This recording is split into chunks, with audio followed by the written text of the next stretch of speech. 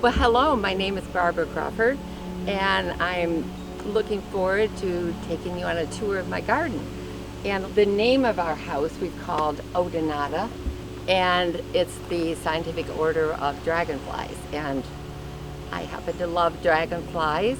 So, a little background, we built in 2018, so it's been about 4 years. And at that time, the construction site was the back of our house facing the lake was sand. We called it our sand dune project. And we had to stabilize the sand so that we wouldn't get run off into the lake. The other thing I want to say is we wanted just to have fun. We wanted to have fun gardening, have fun putting in lots of different plants, and we're learning all the time of what we're doing. So not all of the plants are native though. Let me show you the front porch.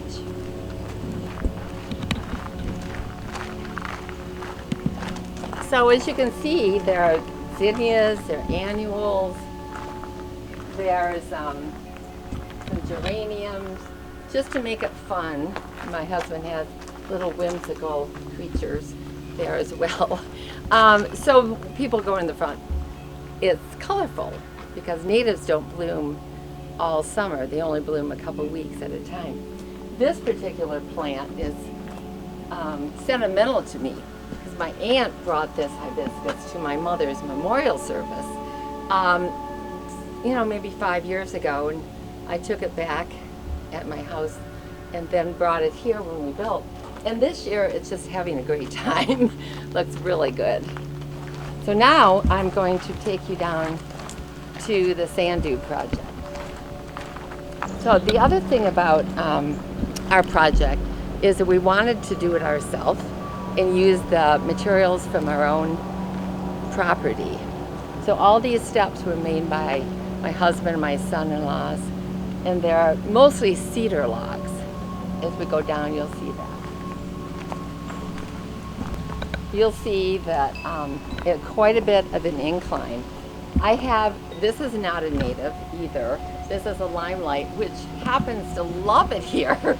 I just put it here a couple of years ago, and it's kind of a foundation plant, so when you come down here, you'll see that. We'll go over here. Almost the rest of this area, we're going for 80% native plants. Here's an example of a perfect plant for a sand dune. This is a Coreopsis. It's a native. It grows naturally on the dunes of Lake Michigan. It is adapted to grow in dry conditions, so it's a perfect plant for this. I'm really excited too because I want to show you. See all these little seedlings coming up? So I leave a lot of the seed heads and don't, cut them off. And so hopefully by next year it's going to be a mass of Coreopsis. This is I'm sure a lot of you are familiar with the butterfly weed, which is a host organism and a nectar producing organism for monarchs. And you'll see that these seed pods I've left so that they can disperse seeds and will reproduce. Over there is a purple coneflower, again adapted to dry conditions in the sand. That's a native. So let's go over here. All right, from here you can see that the slope is quite steep, and right on the lip I picked honeysuckle plants that I put in as foundation just to hold on to that soil. There's one over there, and that's a 9-bark over there in a viburnum. So I had shrubs early on. That's how I started, not with the small little plants. This area too was just a fun little area. I threw some wildflower seeds in, and mostly what came up is Sweet William, not native, but very colorful, and it keeps coming up every year, which is great. So this is the shaded part of the sand dune project, and I have to choose natives that do okay in the shade. And this one in particular is a heartleaf skull cap. And this is a little bellflower campanula. you can see that there's a lot of work to be done. So this is a work in progress. And if you come over here, I'll show what it looked like. So if you can see in back of me, you'll see that this is a really steep area. This is what all of it looked like. And we're trying to stabilize that part and get some drainage growing and get some of the hostas going in there. You can see the cedar logs that we've used from our property to stabilize that. And it's pretty sandy and pretty gravelly. So what I do when I plant a plant is I have to amend the soil, so I get some compost and some peat and a little bit of the dairy dew manure, and make a big hole and put that in at first, and then put the plant, and then I put mulch and water the heck out of it until it can get established. I lose some of them, but like this is a hyssop.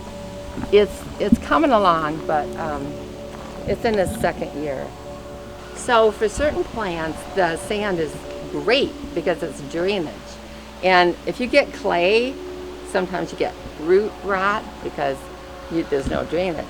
But the problem is there's so much sand that you don't have that many nutrients and it dries out.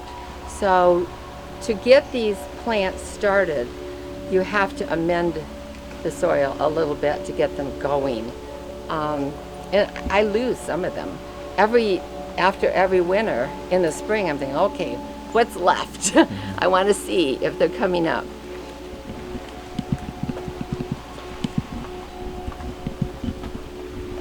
So you can see that we added a lot of logs just to create a tier effect and try to get the plants to root and to establish themselves as well.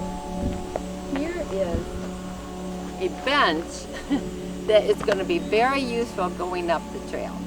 This is a piece of driftwood that my husband found at the lake, and he made a bench for me out of it. And I love it because it's part of our own property. And so here's this plant I really like. It's already bloomed. It has a purple flower. It's called a lead plant.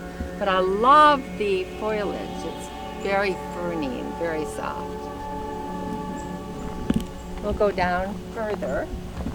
This is an oxeye, which is a false sunflower. And it's in bloom now. Again, it's a good attractor for butterflies. And this is a butterfly bush, not native, by the way. We'll keep going down. And when we planned this dune project, we didn't really put in too many trails, which we think we probably should have, pathways. But this one goes along the edge, and I'm planting hydrangeas here. I called it my hydrangea trail. These are native hydrangeas, the Annabelle. These are different varieties of hydrangea that are just getting established now. So if you stand here, you can see the sand dune and how it is now. And we finally got permission to take down the silt fence because it was obvious it's been stabilized. That is a woodland sunflower, and over there is a false sunflower. And they're different because usually the flower is on a single stem, and there are multiple stems. That's one difference. Now, if you come this way, I love this. This is naturally here. And you can see the fruit is developing in the fall. The birds will eat that. And I love the shape of it. It's an understory tree, and it's perfect where it is. That's where nature put it. So that's part of our garden. Here we go.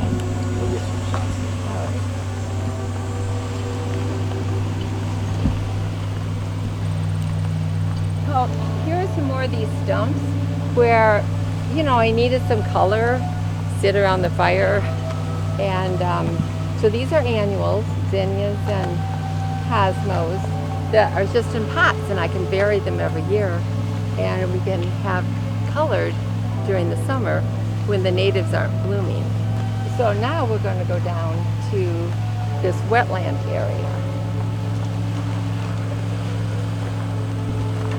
So when we bought this property, about 35 years ago, there was an area by the lake that was filled with water, it was swampy. We thought, what are we gonna do with this? How are we gonna get to the lake? So it turns out that it's actually a protected wetlands, and you're not supposed to fill it in, although people do, they just fill it in. But what we have is just a very interesting, in fact, like my favorite part of the whole garden is this wetlands. I'm going to show you some of the plants in it. So here's a Culver's root that was loaded with bees pollinated it. It's white, but it's done flowering now. You can see the interesting whorled leaves. That's Black-Eyed Susan, which I planted those. This is a cardinal flower, which is actually fairly rare, only grows in wet areas, and is pollinated only by hummingbirds, which I just learned. Because see, I'm learning all the time. This is goldenrod, now starting to bloom. This is called boneset, and it's got leaves that clasp the stem. The honeybees love it. This is native. It's natural, it grows into the wetlands, which constantly changes. This is a frilly willow herb, and you can see it's all frilly and willy. I think it's kind of cool. Some people may think, ugh, that's gotta be a weed, but again, I think it's really cool. It's part of the wetland community here. And I want you to see these yellow and orange flowers. These are called jewelweed. So when the water drops on them, it sparkles like a jewel. That's why the common name is. And I just learned this the other day, that there's two kinds in there. One's yellow and one's orange with spots on it. And they're two different kinds. I didn't even know that before.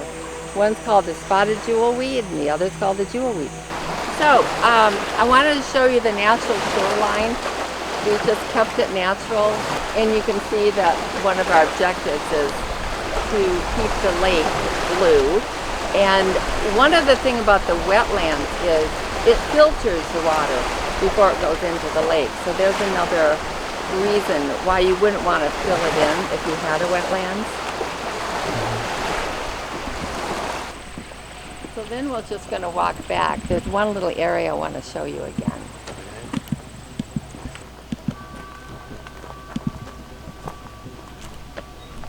So I just want to show you this one section here. We talked about the wetlands. Well, this is also a wetland that comes across here. And you can tell because it has these same plants in it. There's the cardinal flower, the boneset.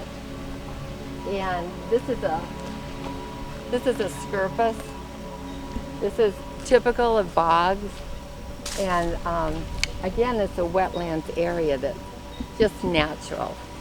Back to the house.